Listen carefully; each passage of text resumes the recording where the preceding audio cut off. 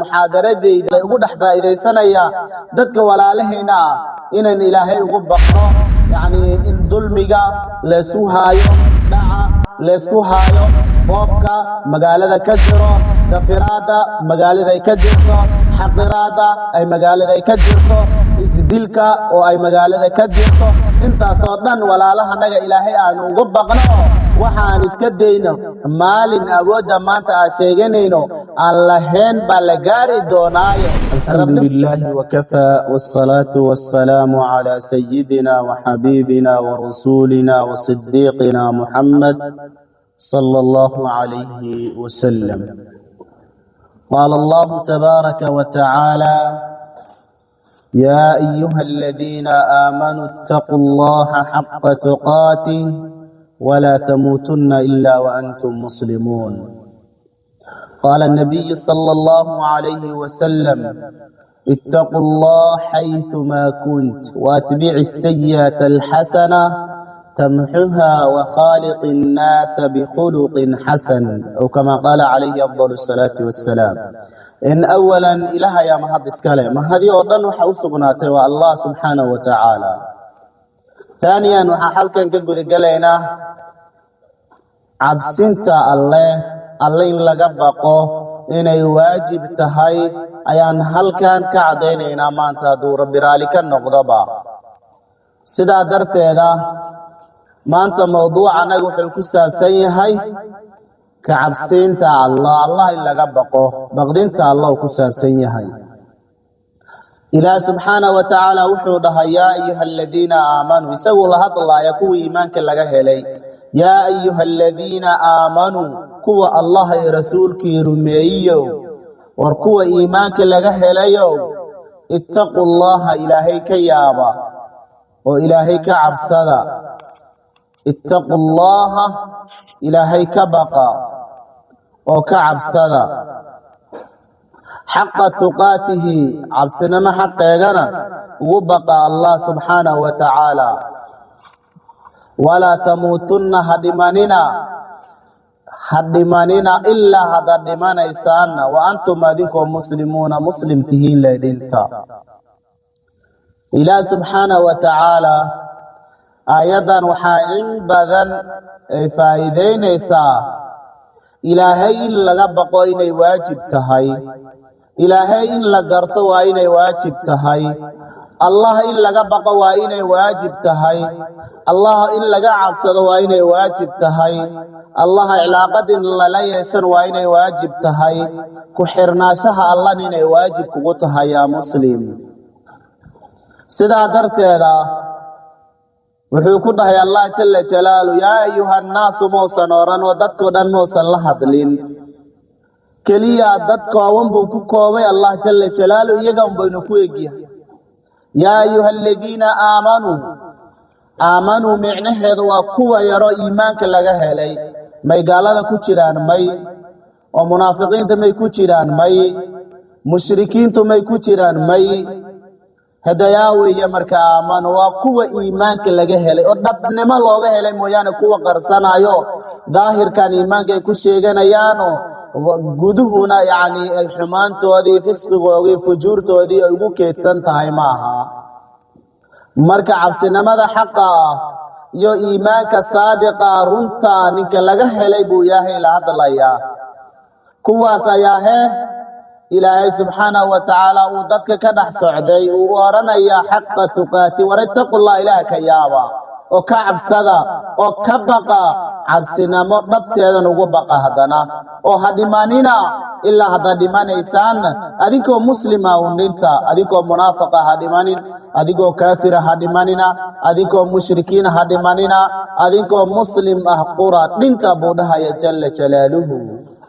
sidaa darteeda nabiyullaahi maxamed calayhi salaatu wasalaam wuxuu yidhi: ittaqu llaha xaqa tuqaati, war ittaqu llaha xaytumaa kuntu buu yidhi. ittaqu llaha, ilaahay ka baqa, ilaahay ka yaaba, xaytumaa kuntum ama xaytumaa kunta, haddii mufrad ay tahay haddee jamac tahayba, meel walba aad joogtaan ilaahay ka yaaba oo ilaahay ka cabsada. xumaantii ay idinka dhacdana wanaaga raaciya. dad bini aadam baa tihiin, antum khataa'uun, kuwa gafaya baa tihiin. xumaanta idinku dhacdana wanaaga raaciya. maxaa yeelay wanaaggu wuxuu tirtiraa xumaantay kugu dhacday buu kaa tirtiraa, kaa masaxaa. dadkana kula dhaqan dabeecad wanaagsan kula dhaqan buu yidhi calayhi afdalu asalaati wassalaam. sidaa darteeda marka yaa muslimka waxaa la rabaa inuu ilaahay ku xirnaado, inuu ilaahay ka baqo. yacni ilaahay uma gaban kartid, uma dhuuman kartid, laakiin isagu ina rabbaka labilmirsaad, waa midka gebashada u saaxiiba, waa midka korkaagala socdo, waa midka halka sare kaa og xaaladaadii adiga waxa samaynaayo, gurigaa ku dhex jirtida, dibaddaa joogtida, meelaa ku jirtidba midka xaaladaha ka warqa waa allah subxaanahu wa tacaala. isagaasaa la rabaa in laga cabsado, isagaasaa la rabaa in la caabudo, isagaasaa la rabaa in yacni cilaaqad lala yeesho. nacam, nebiyullaahi maxamed calayhi salaatu wasalaam wuxuu yidhi ilaahay ka baqa oo ugu baqa walow timirta jeexeed baad sadaqaysatidine ilaahay ka baqa.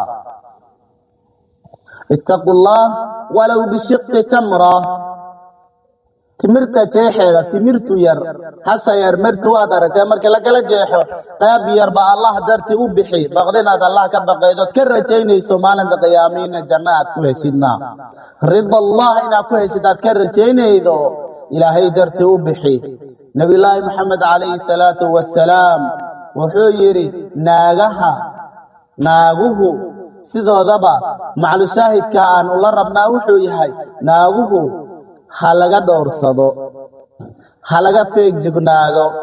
naaguhu waxa weeyaane wax weyn bay xambaarsan yihiin. reer banu israa'iil buu yidhi nebiyullaahi maxamed calayhi salaatu wassalaam, reer banu israa'iilkan kutubada sidaa loogu soo celceliyey la sheegaya fidnada ku dhacday, fidnadoodii waxaa sabab u ahayd gabar. fitnatu bani israa'iil kaanat fi nisaa, naagun bay sabab u ahayd fidnada reer banu israa'iil ku dhacday. marka sidaa darteeda ittaqu nisaa, naagaa ka cabsada, yacni ka dhowrsada. naaguu see iyagu rabaan ha u yeelanina.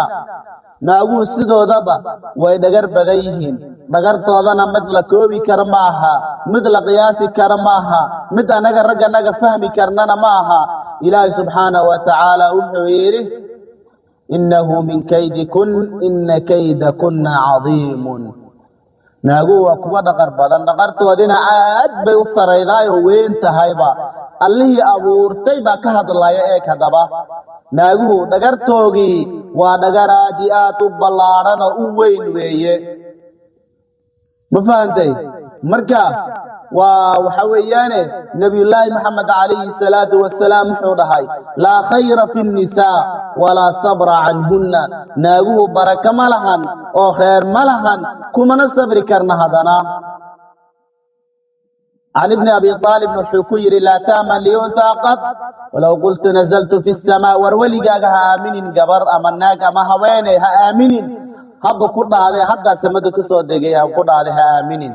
marka naagahana sidoodaba in laga dhowrsadaa la rabaa. shalay mawduucanaga wuxuu ku saabsanaa mucallimiinta lagala hadlaayo.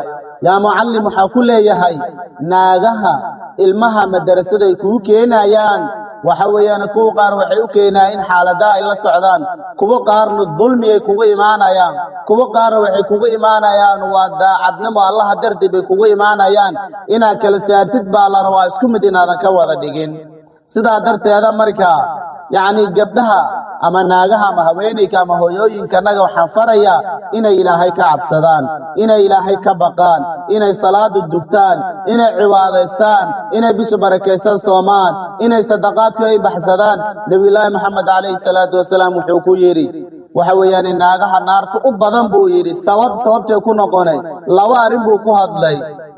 تكفرنا اللعنة بويري تكفرنا اللعنة وحد بدين إنسان إنكار تسان إله كويل أنت إله كوجود معلتك كوجود عليه عينك كوجود سماه وتكفرنا العشيرة زوجك عشيرة بمعنى زوج يعني زوجك سوي كفرنا كفر معناه أمر كيس جديد يعني خلافة يعني وحي يقول روان وحي دونان بيسمي سنة يعني نك قاعدك وكوكبه نبي الله محمد عليه الصلاة والسلام وحودا قف قال أسجود هذا عليه هوين إذا فر لها رجع inay u sujuudo waxa weeyaan midda deenka dhulka la dhigayo ma aha waa in xinaa weeyaan waa in xinaa ba la yiraahdo midda iilashada yar weeyaan sida darteeda marka waxaan halkaan يعني محاضرتيدا يعني أرجع كهذا يقول أحبا إذا سنة dadka walaalahayna inaan ilaahay ugu baqno yani in dulmiga la suuhayo dhaca la isku hayo boobka magaalada ka jiro dafiraada magaalada ay ka jirto xaqiraada ay magaalada ay ka jirto isdilka oo ay magaalada ka jirto intaas oo dhan walaalahanaga ilaahay aan ugu baqno waxaan iska deyno maalin awooda maanta aan sheeganayno allaheen baa la gaari doonaaye rabbi baa la horsuri doonaayo ما لا يخفى عليه خافي الله وحبك قرصونين hortiisa la istaagi doonaayo wala kala xisaabtami doonaayo aadoo dhardan sidan baa meesha istaagi doontaayo ilaahay aan ugu baqno umada dulminayno dhibayno silcinayno rafaadinayno dulmiga ilaahay uu xaraam isaga dhigay inagu dhaxdanagana xaraam buu ka dhigayo dulmigana iska ilaalino aqulu qawli hada wa astaghfirullah